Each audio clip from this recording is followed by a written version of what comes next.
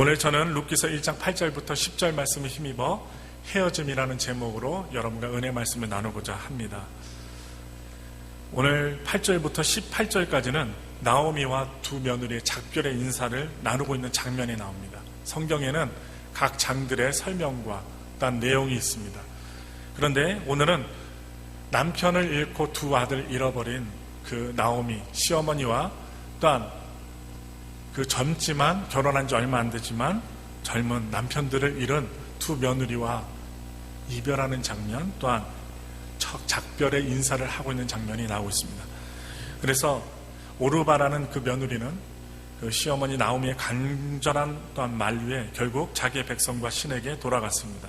그러나 룻은 끝까지 어머니를 설득합니다. 참으로 신기한 것은 사람마다 여러 가지의 사람들은 나뉜다는 것입니다. 붙잡는 사람이 있는가 하면 헤어지는 사람이 있습니다.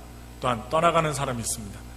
그래서 결국에는 룻은 자기를 떠나보내렸던 나오미 시어머니를 포기하게 만들고 같이 길을 가게 됩니다. 그래서 룻기는 뛰어난 문학적 특징을 가지고 있는데 그것은 주로 대화체로 되어 있다는 것입니다. 룻기가 전체 85절입니다. 85절의 룻기의 그 성경 가운데 그 중에 56절이 대화의 장면입니다. 서로 이야기를 나누고 또한 기도하고 또한 타이르고 하는 장면이 56절의 대화입니다.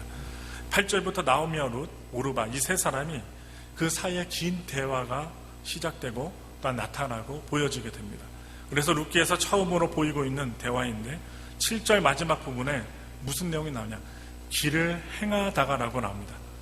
이것으로 보아서 나오미와 두 자부의 대화가 시작된 곳은 고향으로 돌아가는 길의 중간 어디쯤이었을 것입니다. 이곳은 그 이방 땅이었던 남편과 두 아들 잃었던 모압 지방으로부터 어느 정도 떨어진 곳이었을 것입니다. 옛날부터 동양에는 손님을 멀리까지 배웅하는 풍습이 있습니다. 손님이 왔다가 어디를 간다, 집으로 간다. 그러면 어떻게 해요? 집 앞까지 나오고 그 동구 밖까지 나와서 잘 가라고 배웅해 줍니다. 집 안에 있지 않냐고, 방에 있지 않고 동구 밖까지 나오고 자기의 집에 울타리까지 나와서 잘 가라고 인사해 줍니다. 그런 멋있는 풍습이 있어요. 그런데 아마도 베들레헴과 모압의 경계 지역쯤에 나간 것으로 여겨져요. 그러나 사실 나오미는 두 자부를 데리고 베들레헴으로 돌아갈 생각이 없었습니다. 왜냐하면 두 아들 죽고 남편 죽었는데 그 두 여자들을 이끌고 세 여자가 상복을 입고 베들레헴 고향으로 간다는 것은 지극히 수치적인 일이었기 때문입니다. 그래서 베들레헴으로 그 두 자부를 데리고 갈 생각이 없었어요. 1장 8절 오늘 본문에 보시면 나오미가 두 자부에게 이르되 너희는 각각 어미의 집으로 돌아가라. 너희가 죽은 자와 나를 선대한 것 같이 여호와께서 너희를 선대하시기를 원하며.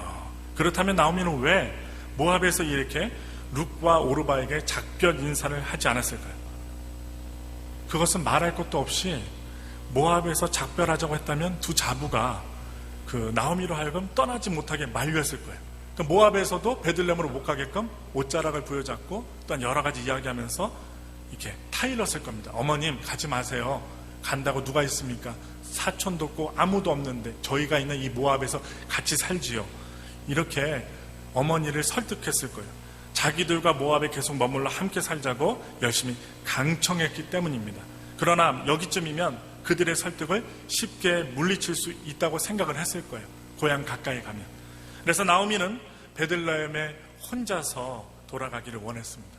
그리고 나오미는 자신이 베들레헴에 돌아가면 그래도 친구들과 친척이 있으니 마음에 안도감이 있었을 거예요. 그러나 두 자부에게는 낯선 땅입니다.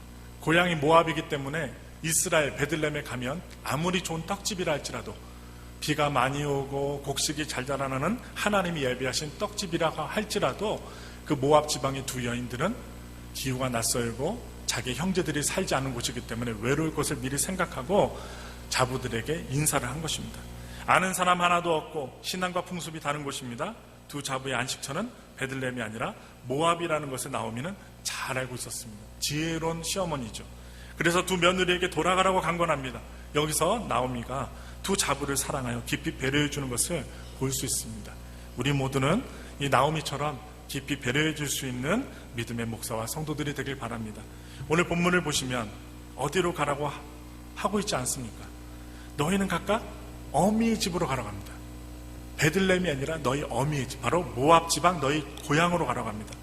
그리고 너희 살던 곳, 너희 엄마와 아빠와 함께 있었던 집으로 돌아가라. 구약 성경에 보면 보통은 아비집이라고 나옵니다. 그 예를 한번 찾아볼까요? 창세기 38장 11절에 보시면 유다가 그 며느리 다말에게 이르되 수절하고 내 아비집에 있어서 내 아들 셀라가 장성하기를 기다리라. 내 아비집이라고 합니다. 또한 민수기 30장 16절에 보면 이는 여호와께서 모세에게 명하신 율례니 남편이 아내에게 아비가 자기 집에 있는 유년 여자에게 대한 것이니라. 남편과 아비 자기 집이라고 나옵니다.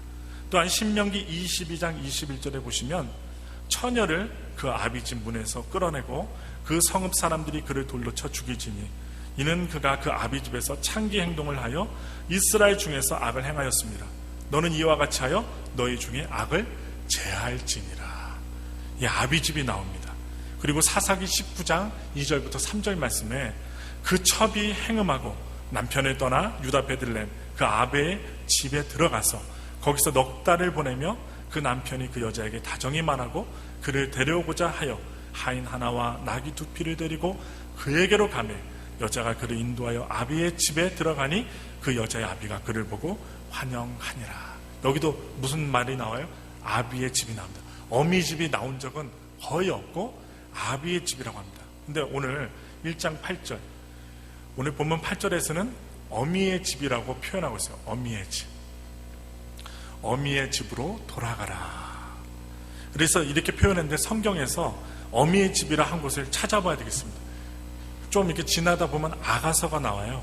아가서 3장 4절에 그들을 떠나자마자 마음에 사랑하는 자를 만나서 그를 붙잡고 내 어미의 집으로 나를 잉태한 자의 방으로 가기까지 놓지 아니하였노라. 이 아가서의 만큼은 어미의 집이 나옵니다. 이 어미의 집은 사랑이라든지 결혼하는 것과 관련된 것을 생각하게 합니다. 가정에서 어머니의 역할 중에 하나는 그 자녀들에게 이성 간의 사랑과 결혼에 대해서 교육하는 것입니다. 좋은 배필을 만나고 좋은 아내를 만나고 또한 딸이 있으면 현숙한 아내가 되어서 남편을 잘 봉양하고 또한 아들은 또한 귀한 아내를 맞이해서 아내 사랑하기를 하나님 사랑하듯이 하라. 이렇게 권면해 주는 것, 바로 어머니의 역할입니다. 창세기 24장 67절에 이삭이 리브가를 인도하여 모친 사라의 장막으로 드리고 그를 취하여 아내를 삼고 사랑하였으니 이삭이 모친 상사 후에 위로를 얻었더라. 이삭은 리브가와 결혼해서 신부를 어머니의 장막으로 맞아들입니다. 그래서 바로 어머니가 계시고 어머니가 훈육하시는 곳으로 리브가 자기 부인을 잘 이끌어 드리는 모습을 창세기 24장 6절과 7절에 보게 됩니다. 그리고 오늘 9절, 오늘 본문 9절에서 나오미가 자부들을 축복해주고 있는 말을 보면 한번 볼까요? 9절입니다. 9절에 보시면 여호와께서 너희로 각각 남편의 집에서 평안함을 얻게 하시기를 원하노라 하고 그들에게 입맞춤에 그들이 소리를 높여 울며. 오늘 8절 말씀에 두 자부에게 빌려준 빌어준 두 번째 축복의 말입니다. 빌어줬어요. 기도해줬어요. 간절히 하나님께 기도하면서 한 말입니다. 이 구절을 보면 나오미로서는 두 자부에게 그 어떤 것도 해줄 수 없다는 것이 나타나 있습니다. 두 자부가 나오미에게서 아무런 희망도 찾을 수 없다고 성경에서는 보여주고 있는데 사실 나오미는요, 자기가 두 자부들의 미래에 어떤 좋은 것도 해줄 수 없는 처지라는 것을 너무나도 잘 알고 있어요. 재산도 없어요. 그리고 남편도 없어요. 그리고 자부들에게 힘이 되어줄 남편들도 아들들도 없어요.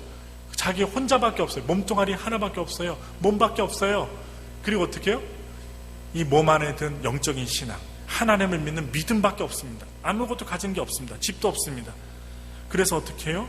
간절한 마음으로 이 두 자부를 위해서 기도하며 이야기해 주고 있습니다.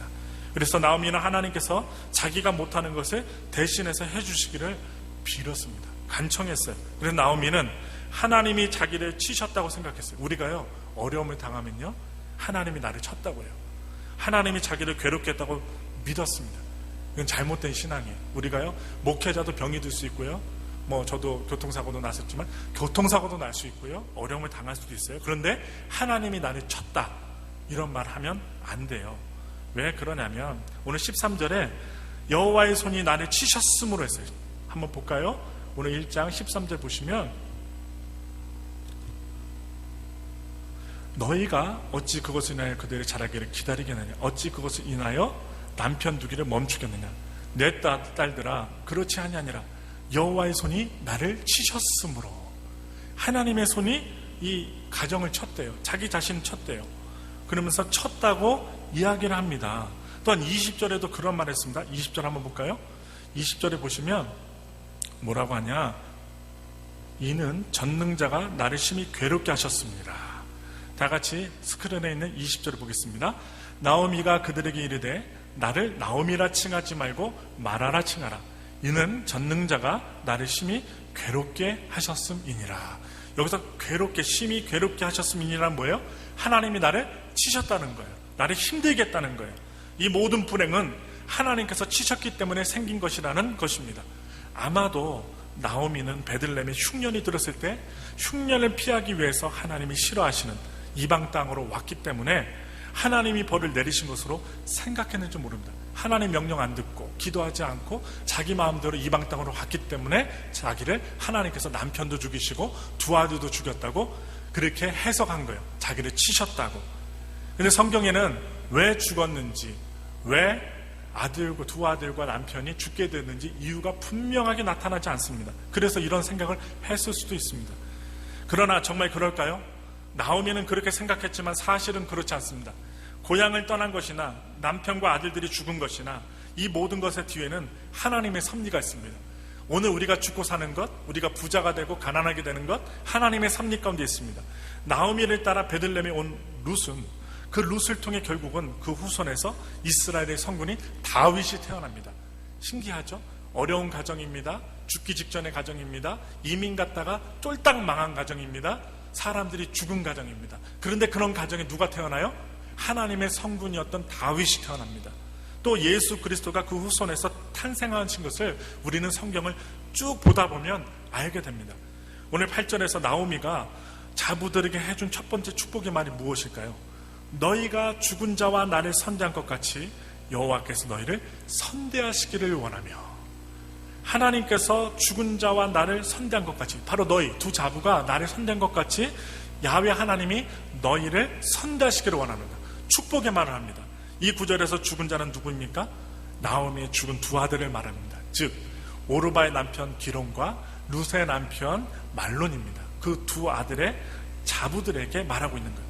오르바와 룻은요, 남편이 죽음으로 말미암아 졸지의 과부가 되었고 거기다가 아들도 없었지만 기꺼이 견디면서 함께 있었어요. 도망가지 않았어요. 어머니가 가라고 할 때까지 계속 붙어 있었습니다. 이렇게 살아온 자부들에게 하나님이 선대하여 주시기를 이 시어머니 나오미는 기도하였던 것입니다. 축복했던 것입니다. 오늘 8절에서 여호와께서 선대하여 주시기를 바라는 축복에 이어 9절에도 보면 자부들을 위해 복을 빌어주고 있습니다. 뭐라고 얘기하고 있냐? 여호와께서 너희로 각각 남편의 집에서 평안함을 얻게 하시기를 원하노라. 여기서 평안함이란 이리저리 옮겨 다니거나 길 위에서 오랫동안 방황하며 여행하는 것을 끝내는 것을 말합니다. 평안함, 집에 들어갔을 때 평안함을 누리는 거예요. 우리 모든 분들이 여행을 갑니다. 그런데요, 여행을 많이 다녀봐도 아무리 좋은 호텔에 머물러도 내 집이 최고입니다. 내가 익숙했던 것, 내가 물건을 썼던 것, 침대도 아무리 좋은 침대를 할지라도 내가 쓰던 침대에 눕는 것이 편하고 안락하고 평안함을 누릴 수 있어요. 깊은 잠을 잘 수가 있어요.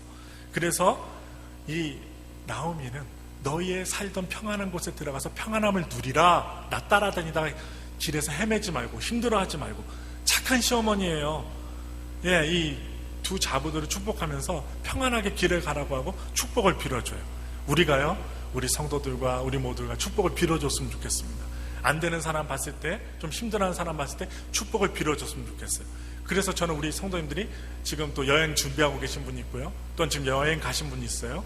그런 분들이 평안하게 돌아오길 좀 바라고 있고, 또한 LA에 또 몸을 갖다 치료하고자 가신 분들, 또한 집에서 약을 먹고 고치시는 분들, 그런 분들이 평안하게 평강을 누리고 치료함을 누리고 교회 와서 1시간 2시간 예배를 드리지만 이 말씀을 부여잡고 나도 좋은 시어머니가 돼야지, 나도 좋은 며느리가 돼야지, 이런 마음을 먹기를 저는 간절히 소망합니다. 그래서 평안이란 말이 쓰인 예를 들어보니까 시편 132편에서 한번 찾아보겠습니다. 시편 132편의 배경이 된 사건을 말씀드릴 필요가 있어요. 한 번은 이스라엘이 하나님께서 이스라엘 백성들에게 명하여 만들게 하신 언약궤를 블레셋에게 빼앗겼습니다. 다윗 왕 때 그 언약궤가 다시 이스라엘로 돌아오게 되었습니다. 다시 여호와의 언약궤가 예루살렘으로 오기까지 참으로 오랜 시간 걸렸어요. 이상하지요? 그냥 이스라엘의 언약궤, 하나님의 말씀의 두 돌판이 있고 만나가 든 항아리가 있고 아론의 쌍난 지팡이가 있는 것이 바로 언약궤입니다. 하나님의 아론의 쌍난 지팡이, 그리고 십계명 받았던 그 두 돌판, 그런 것들이 들어있는 귀한 박스예요. 박스. 이것이 빼앗겼다가 다시금 돌아올 때까지 시간이 억수로 걸려요. 이게 무엇을 의미하는 줄 아세요? 하나님의 은혜는 단번에 은혜를 놓칩니다. 어떠한 사건이나 어떠한 일들에 의해서 마음이 청달래로 무너질 수 있어요. 그런데 우리가 쉽게 무너지지 않는 것은 말씀입니다.